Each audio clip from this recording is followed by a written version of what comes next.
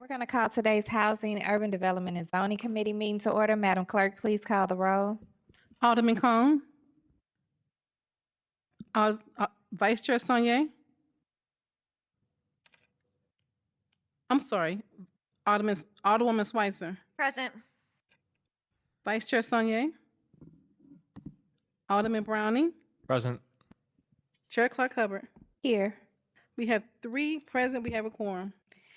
All right, a quorum being established, I will accept a motion to approve the minutes Tuesday, March 26, 2024, and Thursday, March 28, 2024. So moved. Madam Clerk, please call the roll. It was moved by Alderman Browning, seconded by Alderwoman Schweitzer. Madam Clerk, please call the roll. Alderman Cone. Alderwoman Schweitzer. Aye. Vice Chair Sonye. Alderman Browning. Aye. Chair Clark Hubbard. Aye. Alderman Cone. Vice Chair Sonye. We have 3 aye votes. All right, we have successfully passed and approved the minutes. I do see Vice Chair Sanye online, so I want to give her the opportunity. See, she may be having some technical difficulties, and so we'll move. And I do not see, is Alderwoman Keys online yet? I don't see her. Okay, so I definitely don't want to move forward on her 2 bills without her present. I did, again, due to the time constraints of last meeting, asked for this dedicated item number 3 for Board Bill 227 to have us some additional discussion from the community. So while we are allowing the grace for Alderwoman Keys to get here, we will go ahead and see if we have any speakers on Board Bill 227 for the discussion item. We have 1 speaker present. Okay, you can come on up and he can, clerk can swear you in. And then if we have any online, we can check and see. Just stand there. I'll swear you in from this podium. If we have any online, we can check and see if they would like to speak as well. I just put it there. No one has responded yet. Okay, thank you, Madam Clerk. Also, 1 person has responded. Would you please raise your right hand? Do you affirm the testimony you're about to give is the whole truth and nothing but the truth? Thank you. You have 3 minutes.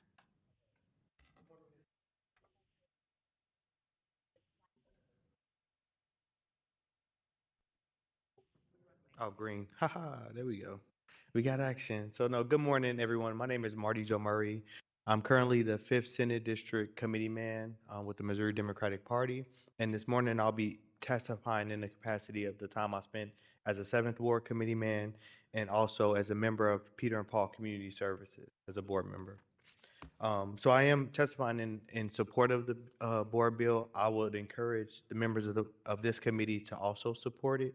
I know that some of the opponents or like some of the critical aspects, people who are critical of the bill, will say that that it's a loss of their voice, which I disagree with. You know, I don't think it's completely taken away the community's ability to say, you know, we don't want this in our neighborhood.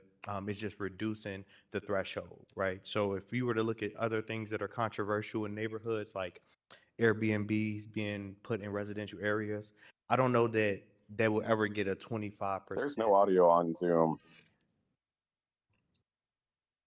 Technical difficulties, gotta love it. Do I need to keep going? Okay, yeah, so, you know, from that perspective, I don't even know like those very controversial things would even meet that threshold. And then also, people will say that, you know, it'll damage the property values. As a 7th Ward Committee Man, I represent the areas of downtown, Soulard, LaSalle Park, and those are often the neighborhoods that are most afflicted with the high population of people that are unhoused. And I can say firsthand that being in Soulard with Peter and Paul operating in Soulard, I don't know that the home values were impacted at all. I mean, even the house behind mine was like $1 million home. You know, I don't know that that impacts it. I think if anything, having service providers who aren't doing their job could impact that, which as a governing body, you all can still take action against people who are performing poorly. you know. And then the other thing I just wanted to say, I would just encourage you all to have the courage. And this is an opportunity to be bold, right? Because, certainly the people in the community will say no for the sake of saying no, right? But when we look at the most vulnerable, the people that are unhoused, this is an opportunity to act on their behalf. Um, and even from our perspective on Peter and Paul's board, we spent the past year trying to open up a shelter. First, we tried in Carondelet, then we tried in Kosciuszko, and we were met with that resistance. And me being in Soulard, and having a shelter in Soulard, I never really felt an impact. I think what happens is when you don't have shelters in St. Louis, that just makes the issue a lot, pervasive in the community anyway. So having good service providers who can do work around those populations, I think will be a benefit. So I think this board bill certainly will help in that regard. Do y'all have any questions? That's your time. All right, thank you so much, Marty. Sure. Did we get the issue resolved online yet? So they're working on audio. It's good? Okay. All right, I did. So are our two colleagues still online? Alderman Cone and Vice Chair Sanye?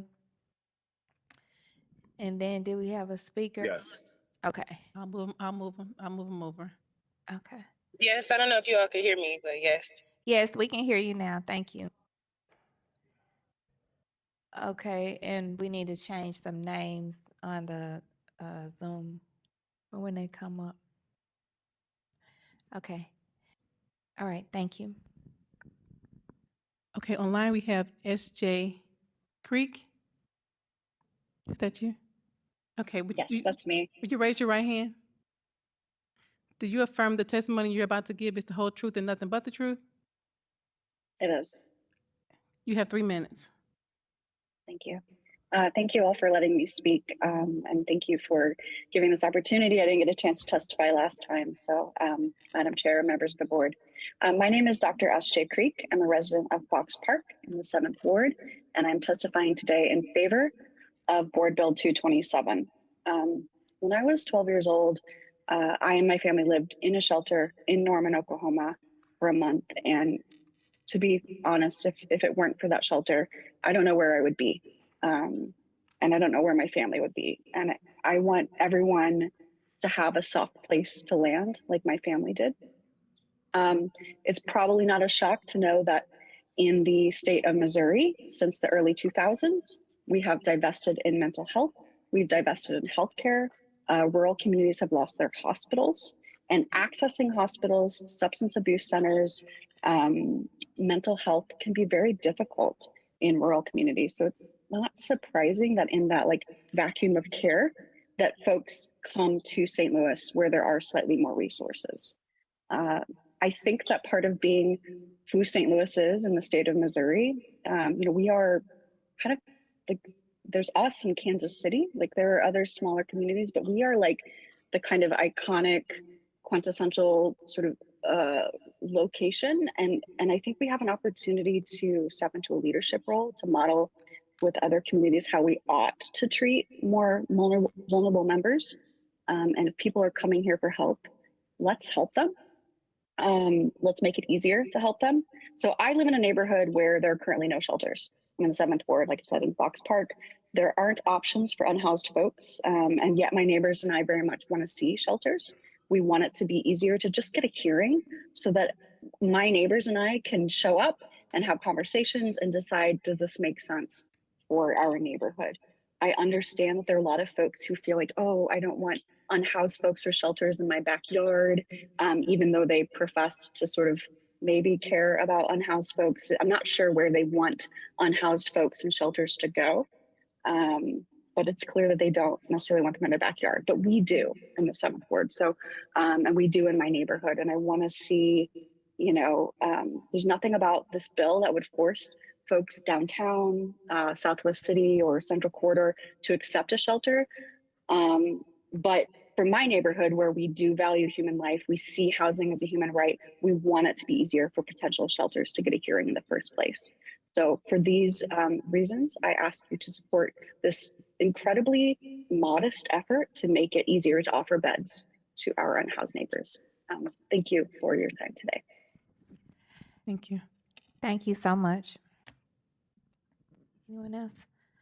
Okay, just for clarity, this space was created and dedicated for opportunity for people to speak to us about Board Bill 227 in discussion, because our last HUD meeting was cut short due to time constraints, and everyone knows how important and valuable I feel like the public's voice is, where it should and only can be heard in committee.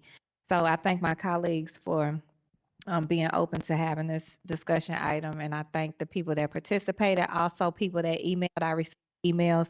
I will forward those because I told you I would make sure they get them if you weren't able to participate today. So I'll forward those as well. If you in the process, this will be on perfection on Friday at our full board meeting. So if you still have comments that you would like to share with your alder prior to that meeting, I encourage you to reach out to them and get it to them prior to us again meeting for our full board meeting on Friday at 10 a.m.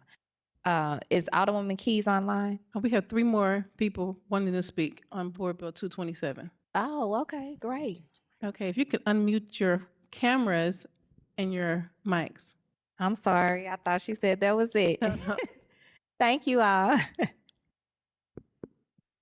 So it should be 3 people. Okay, well, I'll take you 2. If you could raise your right hand so I can swear you in. Do you affirm the testimony you're about to give is the whole truth and nothing but the truth? Yes. Okay, I didn't hear your yes at the bottom. Yes. Okay, and the third person that came on, if you could raise your right hand, I can swear you in as well. Do you affirm the testimony you're about to give is the whole truth and nothing but the truth? I didn't hear you. I do. Okay, thank you. Donna Aga, Yes. you have 3 minutes. Thank you. My name is Donna Aga. I'm from the Ward 5. I'm the president of Southampton Neighborhood Association. And I just want to kind of look at the definition that was provided in this bill for neighborhood organization. It was drawn from a state statute that's a section that is no longer effective. And I was wondering if the committee or the would consider an amendment to changing that. It also restricts it to neighborhood organizations that are registered with Missouri as a nonprofit. A lot of our neighborhood organizations do not have that registration at this point in time. So I think we're excluding a lot of neighborhood organizations that should be included in the process. This does not affect Southampton.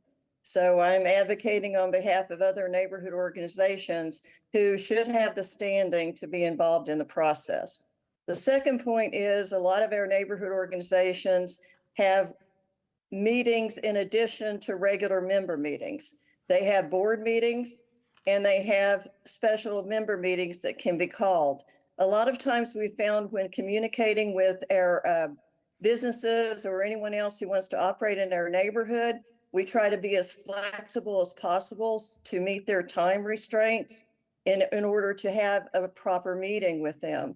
So I would recommend just the removal of the regular in front of member meetings and require a member meeting.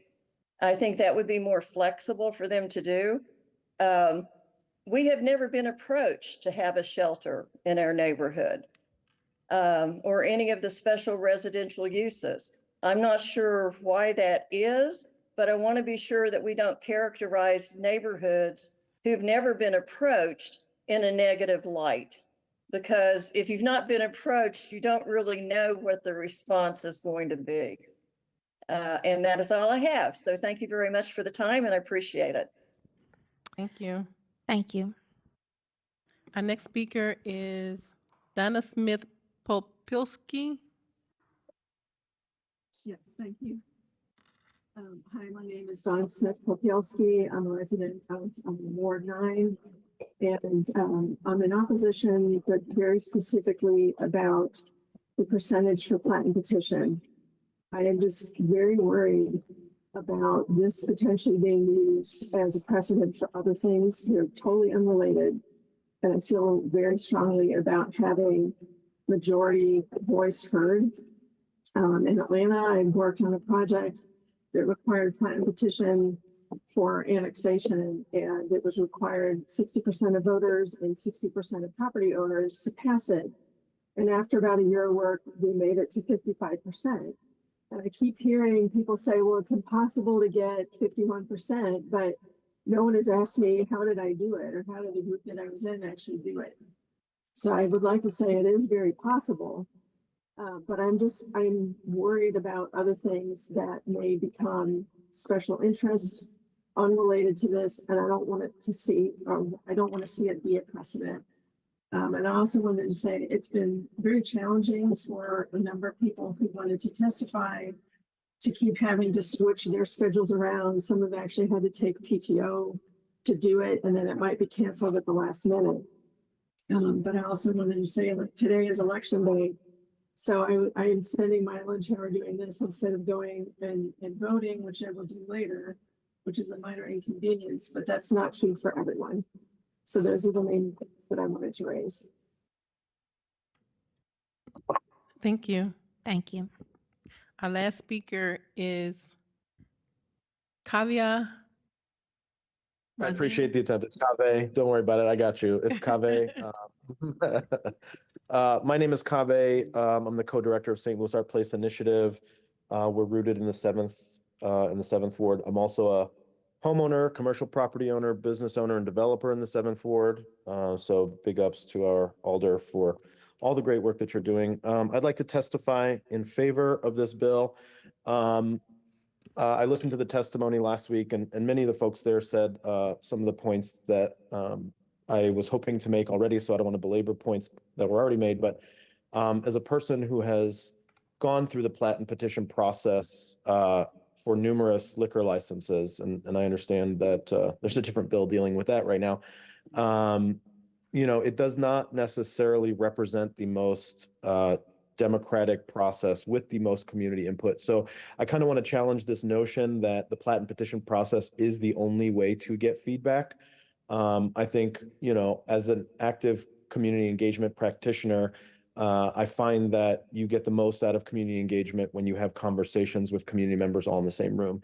The plat and petition process doesn't actually necessitate that, and it oftentimes challenges individuals to get a response from someone who is actually not part of the community, an absentee landlord or someone who has moved, et cetera, et cetera. So I think with this bill, we actually do get more opportunities for constructive dialogue.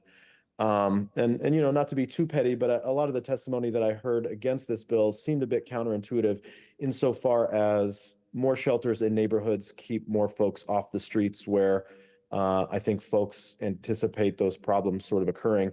Here on Cherokee Street, we take a very positive human first approach to our unhoused neighbors. I think we struggle often in situations where we experience or see or come across folks in crisis, where we have nowhere to send them, despite having folks, willing to help, willing to support, willing to provide rides, et cetera. And so I think we all recognize that this is an extreme crisis, and I think we need to treat it as such and not sort of come to a process like this with inconveniences in mind and think more about the needs of folks that are the most challenged in our society. And again, my perspective doesn't necessarily represent the viewpoints of any of the organizations I chair or I'm a part of, but we are in a neighborhood where we have many unhoused folks. You can look out this window behind me and see a couple folks here that are in need of services like this. And I think that I do want to counter this narrative that business owners are not for this sort of thing. We absolutely are, because we recognize that there are folks in need. And that's all I have to say. Thank you. Thank you. That's all the speakers. All right. Thank you so much. Okay. Is Alderwoman Keys on? I don't see her. Okay.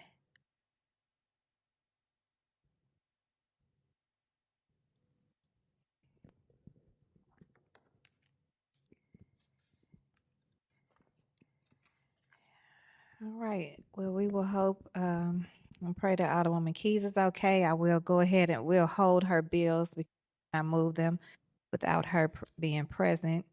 So with that, we'll move along in the agenda. And that was Board Bill 197 and Board Bill 206. Do we have any resolutions for review? No. Does anyone else have any additional committee discussions? I will be adding some additional written testimony, but is there any written testimony? There are for Board Bill 27, Board Bill 227, there was 31 in support and 28 in opposition. All righty. Any announcements? I'll make sure it was referenced by some of our speakers today and shown by some of us up here as well, that don't forget today is election day, and make sure that you exercise your voice and your vote. And also I want to ask my colleagues rather to make sure that they check their inboxes for an invitation from, it's not personally from me. I know it might seem like it's from me, but it's actually from the Parks Department about development that's coming up. And I think that we should all be excited for it here at Forest Park. Which is our park, the city of St. Louis's park. And also, if you haven't had a chance, go and vote for Forest Park, because right now we are up for Best Park for what I think it'll be multiple years in a row. I think Alderman Browning. So it's exciting. It's a lot of exciting things going on. Don't believe the hype, like they say. It's a lot of exciting things going on in St. Louis. All members were present. So with that, I will accept the motion to adjourn. So moved. Second. Okay, it was moved by Alderwoman Schweitzer, seconded by Alderwoman. Moved by Alderwoman Schweitzer, seconded by Alderman Browning. I'm sure we have previous rows, so with no objections, we are okay. Okay, Madam Clerk, please call the roll for adjournment. Alderman Cone, Aye. Alderwoman Schweitzer, Aye. Vice Chair Saunier, Aye. Alderman Browning, Aye. Chair Clark Hubbard. Aye. 5 aye votes. All right, with that, we are adjourned. Everyone have a blessed day.